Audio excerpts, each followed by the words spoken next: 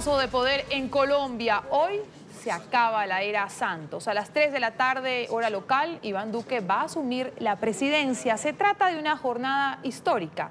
Duque se convertirá en el mandatario más joven del país, mientras que su compañera de fórmula, Marta Lucía Ramírez, será la primera mujer en ocupar el cargo. Así es, Iván Duque llega a la Casa de Nariño con grandes retos, tanto en lo interno, en Colombia, como en la política exterior. Debe tomar decisiones sobre el Tratado de Paz con FARC, el asesinato de líderes que se ha dado últimamente en Colombia y los avances en los diálogos con el ELN. Además, encuentra crisis en dos de sus fronteras, en los límites con Venezuela y con Ecuador. Venezuela es uno de los principales retos del presidente Iván Duque en cuanto a política exterior. Según expertos, la débil y frágil relación entre ambos países se tornaría más agresiva, pues argumentan que Duque se alejó de la diplomacia y no ha tenido reparo en calificar una y otra vez a Maduro de dictador.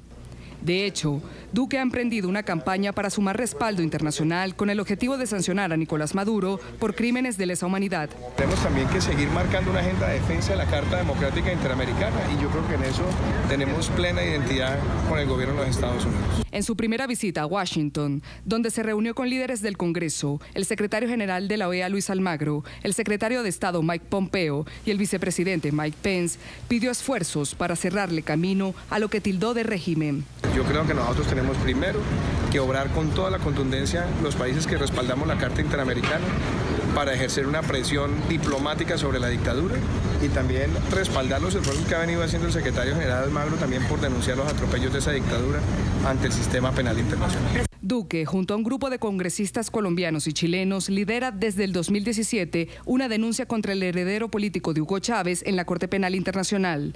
El mandatario también propuso que su país debe retirarse de la Unión de Naciones Suramericanas, UNASUR, pues asegura que la organización ha sido cómplice del régimen venezolano.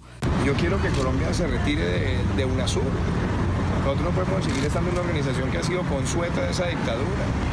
Otro tema que deberá atender y con urgencia, según un analista, será el impacto de la crisis del vecino país, traducido en una migración masiva que seguirá llegando a territorio colombiano.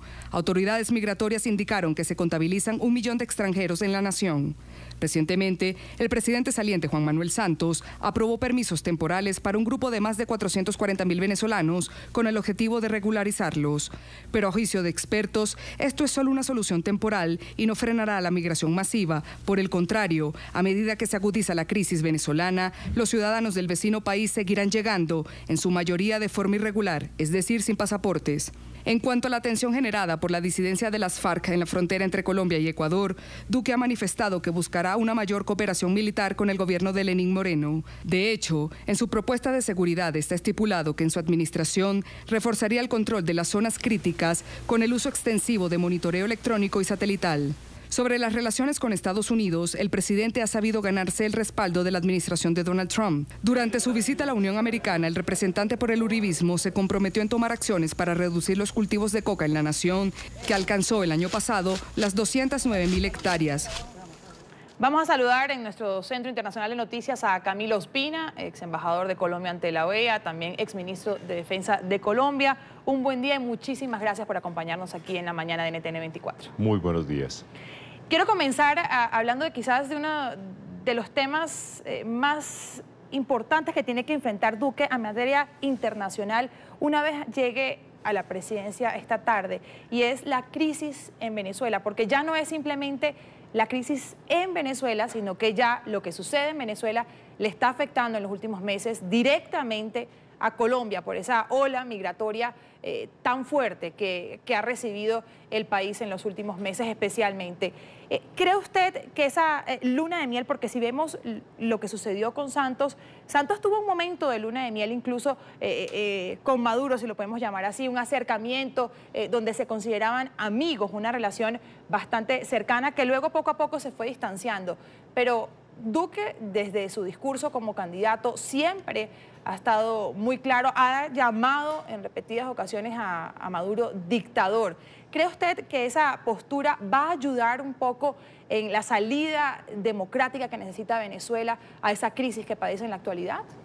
Yo creo que esto tiene dos ángulos. El primer punto es la solidaridad de los colombianos con los venezolanos que vayan llegando al territorio.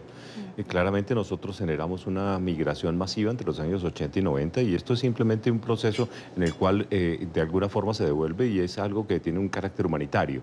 Así que, pues, en términos reales, yo creo que el mensaje hacia los venezolanos es claro en el sentido que nosotros vamos a ser solidarios y que, pues, tocará hacer esfuerzos, pero claramente hay que afrontar el problema y no vamos a dejarlos abandonados. El segundo punto es un tema relacionado con la parte política. El tema central de Venezuela es un tema que está totalmente deteriorado. Es decir, nadie puede creer en las elecciones de lo que pasó con Maduro ni en la reelección de Maduro. Aquí no hubo una elección democrática, no hubo un proceso que sea creíble, no hubo un proceso en el cual alguien haya verificado. Es decir, Maduro técnicamente hablando es un dictador, políticamente hablando es un dictador.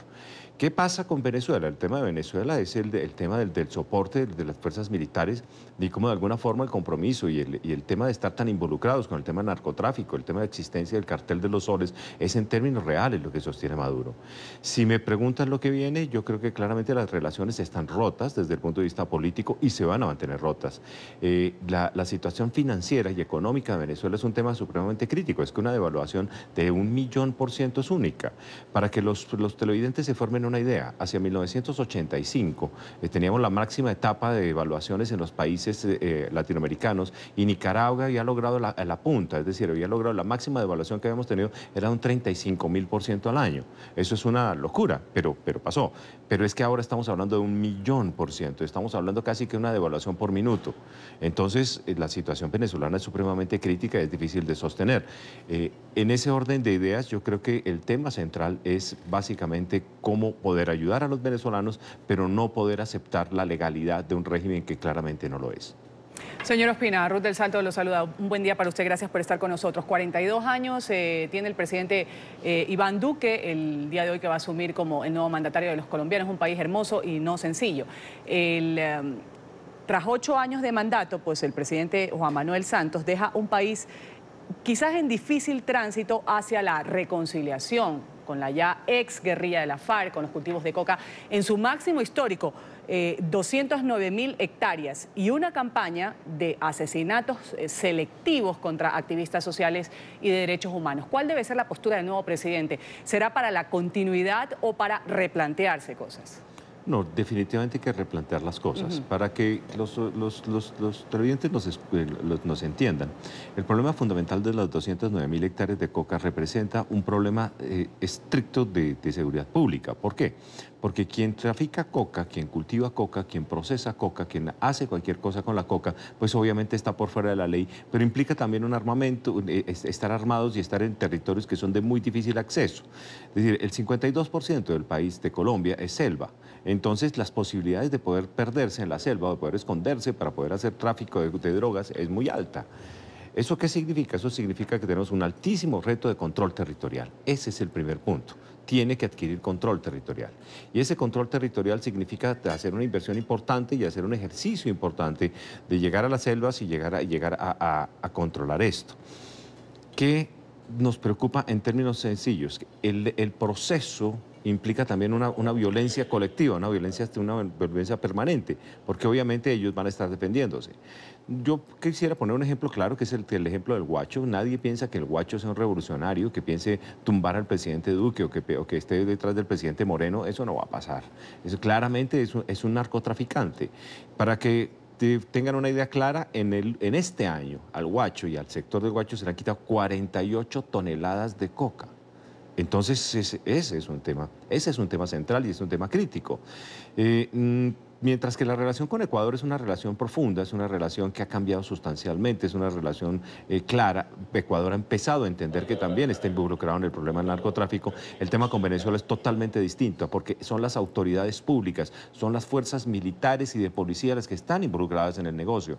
Entonces eso hace supremamente difícil una relación con ellos y obviamente hace que permitan que se sostenga el régimen de Maduro, básicamente sobre la base de ellos entienden claramente que si el régimen de Maduro cae, pues su situación jurídica va a ser muy difícil frente al mundo. Ahora, hablemos un poco de Álvaro Uribe, porque no podemos dejar de lado el hecho de que el mentor de Iván Duque es en la actualidad, está siendo investigado penalmente. Sin duda, Duque comienza este martes un gobierno bajo una fuerte tormenta política internamente. ¿Debe Duque a partir de hoy marcar distancia de Álvaro Uribe?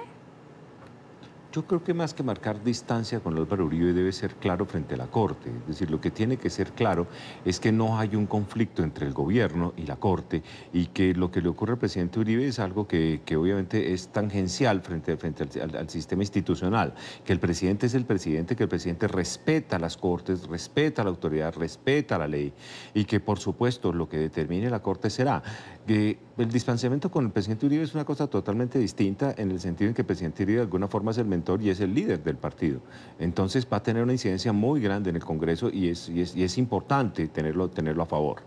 Pero yo no creo que haya un distanciamiento profundo. Lo que sí tiene que haber es una claridad institucional, en el sentido en que el presidente, independientemente de su posición política, independientemente de su relación con el presidente Uribe, respeta las instituciones, respeta la Corte, respeta todo lo que tiene que ver con el cumplimiento de la ley y se compromete, en lo contrario, en garantizar el cumplimiento de la ley, independientemente de que afecte o no afecte a amigos o a lejanos amigos de él. Bueno, vamos a agradecer a esta hora. Desde nuestro Centro Internacional de Noticias nos ha acompañado Camilo Ospina, ex embajador de Colombia ante la OEA, también fue ministro de Defensa de Colombia. Un buen día para usted, señor Ospina. Gracias por estar con nosotros. Muchas gracias, Ruth. Muchas gracias, Karen. Feliz día.